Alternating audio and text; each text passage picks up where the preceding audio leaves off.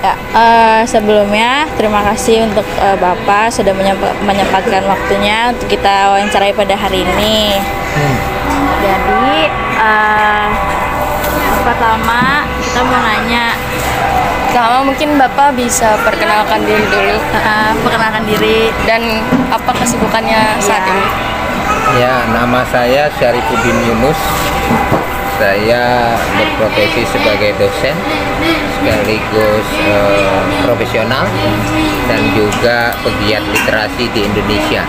Ya, karena saya mendirikan Taman Bacaan Masyarakat Lentera Pustaka di kaki Gunung Salak, Bogor. Kemudian juga saya pengurus dari Forum Taman Bacaan Masyarakat Indonesia, dan sekarang bekerja sebagai dosen di Universitas Indraprasta PGRI di program studi Bahasa Indonesia. Bapak kan pernah kuliah di IKIP ya, atau sekarang Ya. UNJ sama kayak kita. Ya. Bapak boleh gak ceritain saat kuliah dulu gimana, seaktif apa? Ya, pertama kalau dari masa kuliah saya aktivis kampus. Jadi 5 tahun di IKIP Jakarta itu saya tidurnya ya di IKIP Jakarta, yang nginep di kampus. Ya ada banyak alasan. Satu, yang jelas nggak punya duit. Kalau punya duit kan harus ngekos. Iya. Ya kan. Yang kedua juga ya memang rumah saya itu jauh. Ya jadi memang yang efektif tidur di kampus. Dan saya selain kuliah S1 di Bahasa Indonesia juga tadi menjadi aktivis. Mulai dari kalau istilahnya itu dulu namanya Himpunan Mahasiswa Jurusan Bahasa Indonesia. Hima ya. Ya, HIMA. Kemudian juga Senat Mahasiswa Fakultas, ya dulu namanya FPBS, Pendidikan Bahasa dan Seni. Lalu sampai juga di dulu namanya SEMA IKIP Jakarta, Senat Mahasiswa IKIP Jakarta. Ya, jadi itu berarti selevel institut, ya universitas. Nah, itulah jadi diserahin disiplin ilmu yang saya pelajari di Bahasa Indonesia. Yang sisi lain adalah saya belajar organisasi dalam banyak hal. Ya, kalau bicara tentang masa lalu, berarti yang saya implementasi hari ini itu sebenarnya 50-50. Ya, ilmu menjadi penting ya untuk penguasaan terhadap apa sih keahlian kita.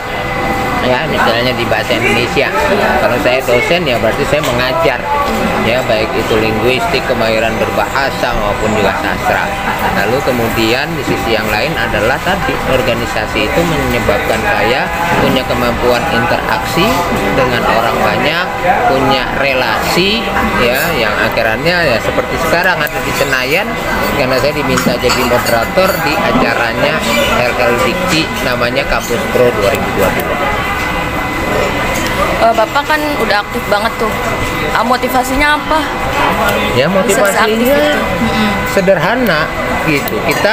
Saya kan dari orang yang nggak berdaya, orang miskin, ya kan, gitu. Supaya nggak terulang kenestapaan itu ya harus punya motivasi, harus punya kreativitas, harus mau bekerja keras, harus mau membuka relasi, harus berpikir cara pandang yang open minded, ya kan. Itu semua supaya kita lebih berdaya intinya. Gitu.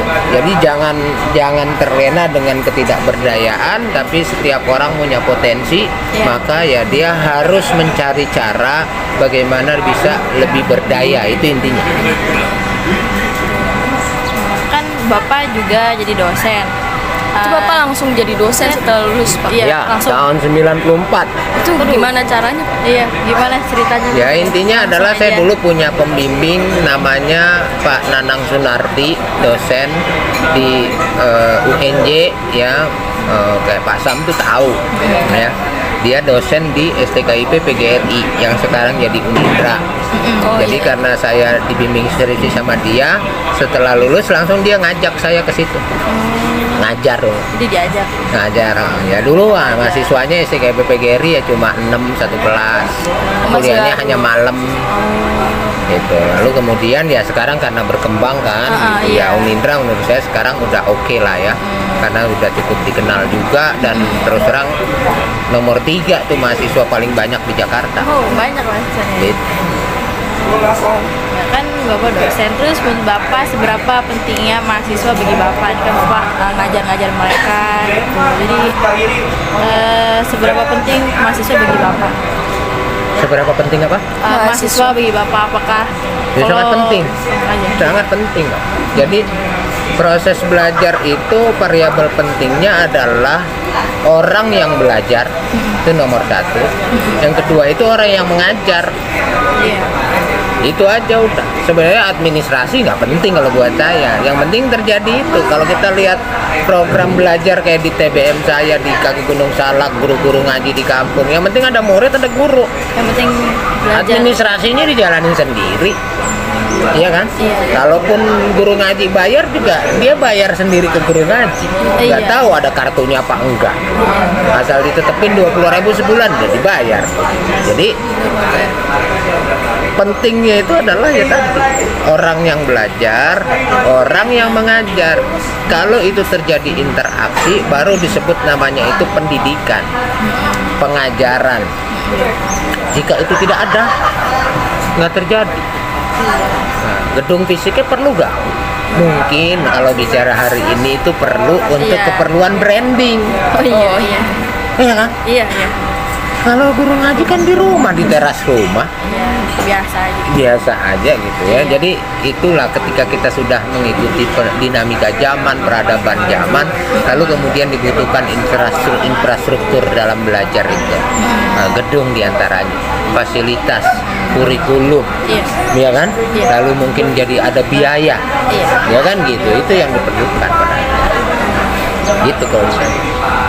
Kita beralih ke tentang taman bacaan Lentera Pustaka ini. Jadi Ya mungkin ini pokok bahasan kita. iya, motivasi Bapak atau latar belakang Bapak agar apa ya buat membangun taman baca Lentera Pustaka ini gimana? Ya, jadi kalau Taman Bacaan Lentera Pustaka itu saya bangun, spirit utamanya adalah pertama itu menekan angka putus sekolah.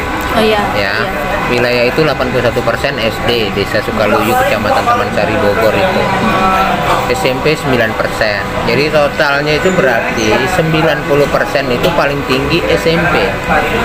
Ya kan? Itu artinya angka putus sekolahnya tinggi. Iya. Ya kan? Sebabnya apa? Karena variabel kemiskinan. Iya. 72% masyarakat penduduknya itu bermata pencaharian tidak tetap. Ya, kalau tidak tetap kan berarti nggak tahu dapat duit kapan, maka dia jadi miskin. Karena miskin jadi sumber putus sekolah. Orang yang putus sekolah itu menjadi sumber pernikahan dini. Iya sih, Ya, benar-benar. jadi bagaimana cara memutus itu? Saya tidak menggunakan uang untuk menyekolahkan orang. Ya, saya punyanya rumah. Maka rumah itu ada garasinya saya bikin rak-rak buku. Jadi cara saya adalah bukan pakai uang untuk nyekolahin, tapi menggunakan buku bacaan supaya orang-orang anak-anak yang baca itu mindsetnya lebih pintar, lebih cerdas, sehingga daya tolak untuk berhenti sekolahnya itu tinggi. Ya, jadi beda ya. Jadi harus paham dulu bahwa ilmu itu penting, sekolah itu penting. Baru dia ketika diminta bapaknya nggak punya duit berhenti sekolah, menjadi jawabnya enggak. Dan ingat anak kampung itu pasti patuh sama orang tua. Iya. Ya, bapak nggak punya duit, kamu berhenti sekolah, itu berhenti. Gitu. Nah, sekarang saya ajarin supaya mereka itu memberi argumen karena itu tidak durhaka. Ya, Pak, saya masih mau tetap sekolah. Gitu. Rezeki Allah kalau nggak ada hari ini, bapak bisa cari besok, bisa cari minggu depan. Ada perlawanan argumentasi namanya di situ. Nah, itu dasar motifnya. Nah, yang pertama itu dari sudut wilayah. Artinya saya punya studi yang cukup kuat. Iya. Karena data main di situ. Ya, kalau angka-angka tadi saya keluarin itu data, ya kan? Yang kedua, saya ini orang yang profesional bekerja di perusahaan asing sudah terakhir tuh 2016. Saya mengajar juga sekarang aja udah 28 tahun. Ya. Apa artinya?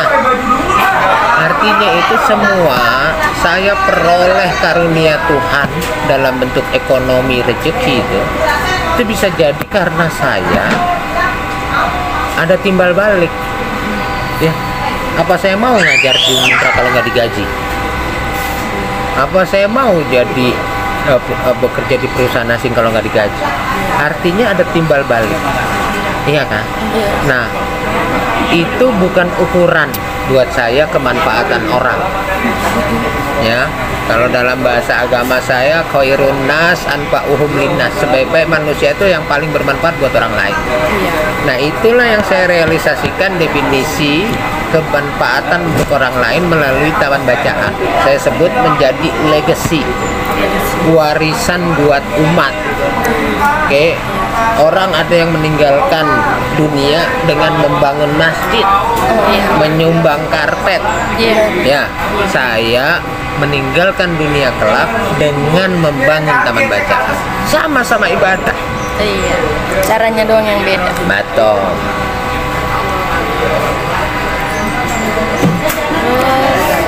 Terus saya udah lihat webnya juga Pak, TBM Lentera Pustaka, itu banyak banget programnya.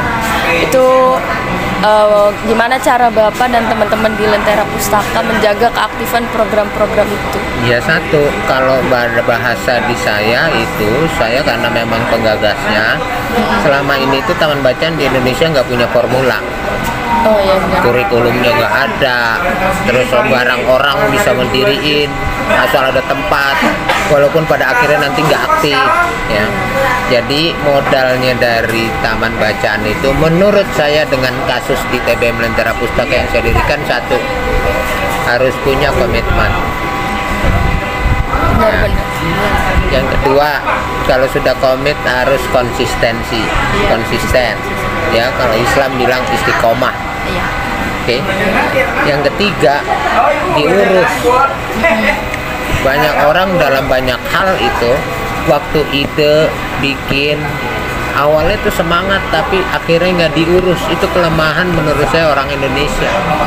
Pengen dagang udah dagang, udah punya warung nggak mau ngurus, jagain nggak mau, belajar bikin menu nggak mau, ya kan? Akhirnya nggak maju. Saya tiga itu yang saya pegang: komit, konsisten, urus. Saya nggak ngurusin orang lain, saya ngurusin apa yang saya bangun sendiri. Ya, satu kelebihan saya buat orang-orang kayak kamu atau orang di luar sana, dia ngurusin orang lain. Saya nggak ngurusin orang lain, saya urusin apa yang saya bangun. Gitu. Terus program baru apa nih yang mau dilakuin? Ya, kalau program itu tentu sesuai dengan pasang surutnya. Jadi kalau di awal itu saya buka tahun 2017 tanggal 5 November, itu hanya satu program namanya Taman Bacaan. Tujuannya tadi buat menekan angka putus sekolah. Ya, mereka anak-anak kampung situ yang selama ini nggak punya akses bacaan, sekarang punya akses bacaan, punya tempat baca. Ya, tentu nggak mudah membangun tradisi baca. Jangan orang kecil, anak kecil yang nggak pernah baca, orang dewasa di Jakarta aja nggak doyan baca, mahasiswa aja nggak doyan baca, ya kan? Gitu, menang status biasanya. Dosen aja nggak pernah mau baca, sama. Saya di Jakarta nggak baca, tapi kalau di TBM jadi baca, kan gitu, karena buku banyak dan dekat dengan buku.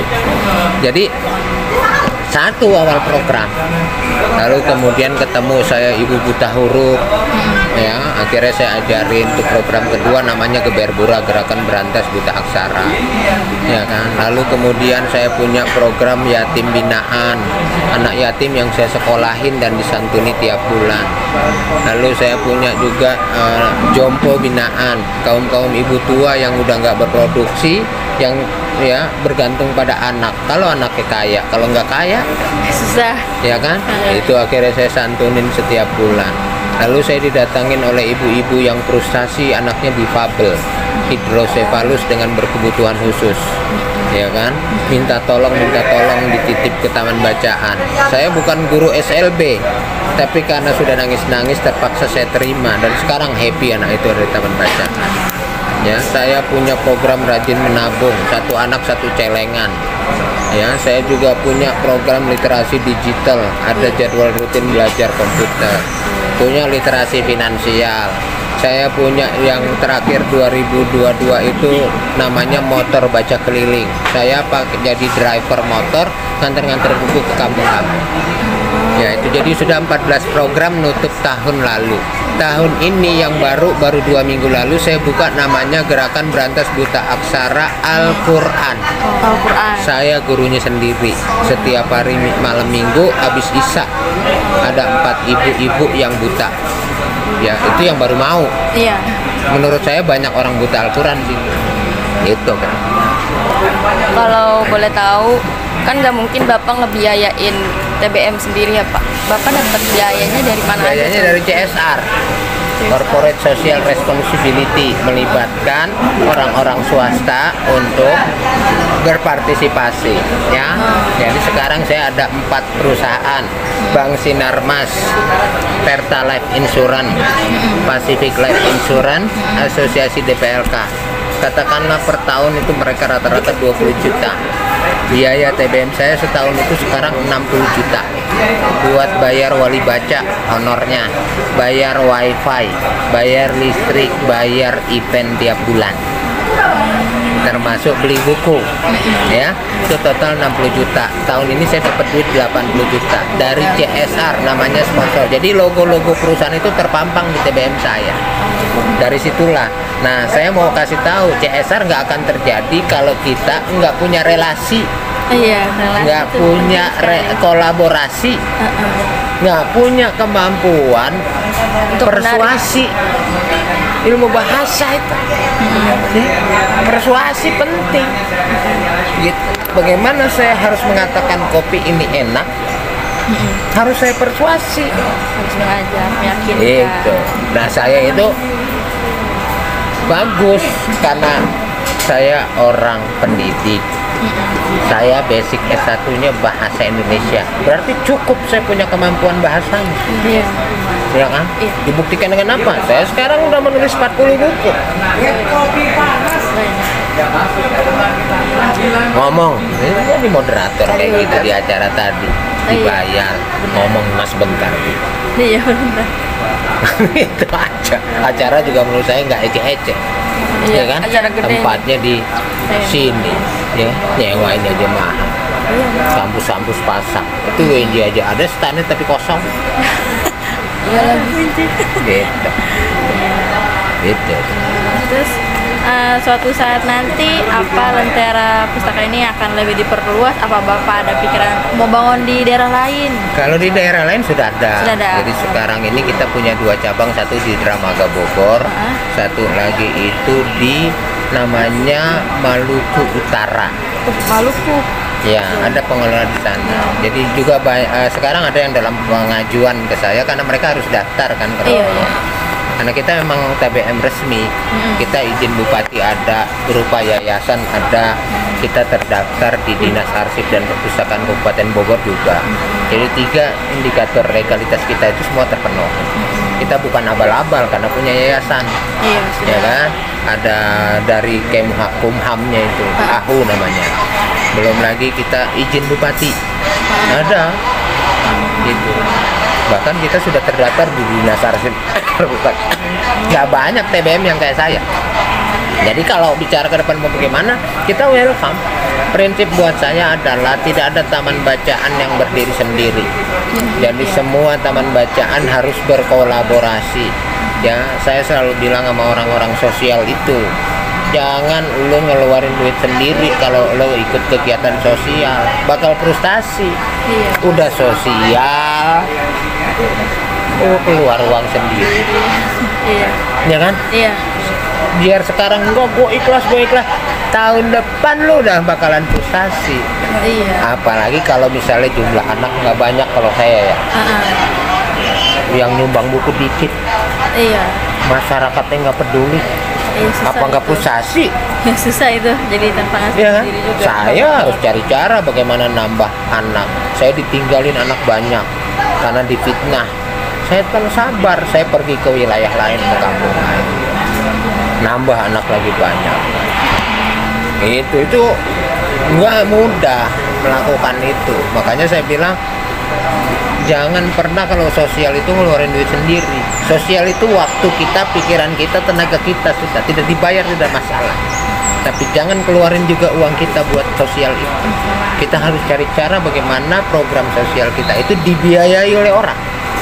Nah, untuk bisa dibiayai, satu harus kredibel, berkinerja alias berprestasi, Iya. ya, orang trust sama kita, Kayak. dan harus punya relasi. Iya, relasi Ya, penting kalau sekali. trustnya ada, kredibelnya ada, nggak punya temen, siapa yang mau ngasih? Iya, sama aja bu.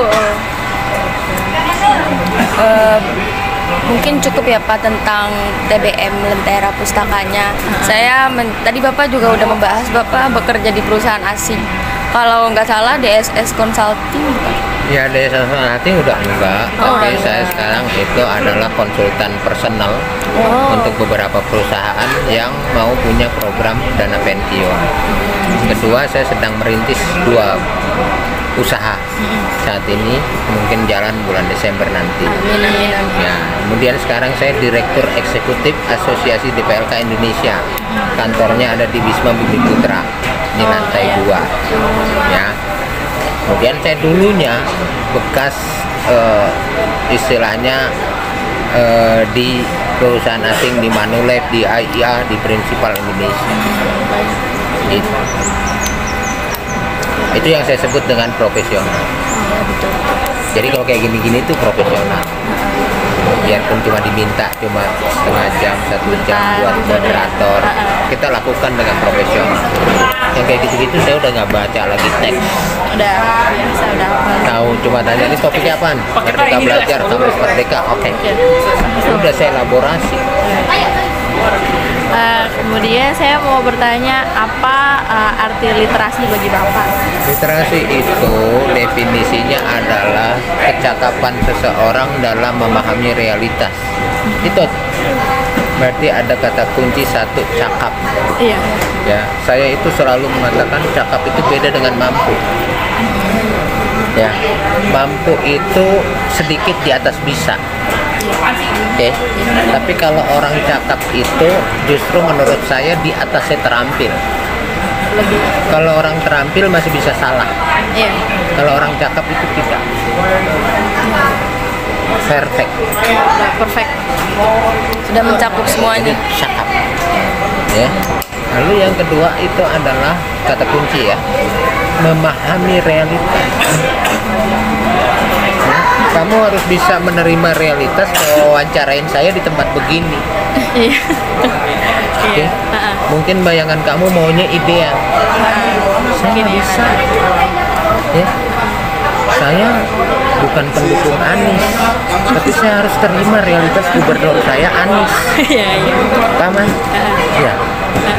Jadi nggak usah ngotot sama perbedaan kalau orang yang ngerti realitas. Tugas lu milih, jangan lu berantem lu sampai sekarang. Itu. Nah, orang-orang yang sekarang ini berdebat kusir, nggak jelas, membenci, memusuhi orang, menghujat, membuli dan sebagainya, karena nggak literat.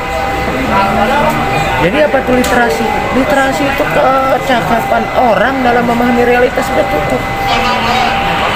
Udah. Dia kaya banget, saya kaya doang. Terimalah. Nggak usah dipersoalkan. Iya, benar. Jadi literasi buat saya itu besar dari definisi yang ada di Google. Nah, Iya. kalau mereka sebatas baca tulis lah, Iya. melek finansial lah, Iya. melek digital lah. Iya. Kalau saya enggak, literasi itu adalah fundamental manusia. Memang sayang aja dia telat datangnya. Istilah itu ya. Di Indonesia tuh telat. Walaupun di luar negeri dah secara teoritik udah dari dulu ada ya. Tapi Indonesia tuh gagal memperkenalkan di awal. Dan sehingga sekarang ini juga menurut saya jadi salah kaprah tentang literasi. Karena semua orang merasa boleh bicara literasi. Nggak ada. Literasi itu ketika bicara kemampuan atau kecakapan memahami realitas, itu yang paling pertama yaitu ilmu yang berhubungan ke psikologi. Bahasa Indonesia itu kedua ketiga lah. Ya. Mungkin sosial kedua, ya bahasa Indonesia ketiga. Orang secara psikologisnya cakep, secara sosialnya cakep, nggak punya kemampuan bahasa juga payah. Iya. Iya, sama juga. Gitu loh kira-kira. Nah, itu definisi saya tentang literasi.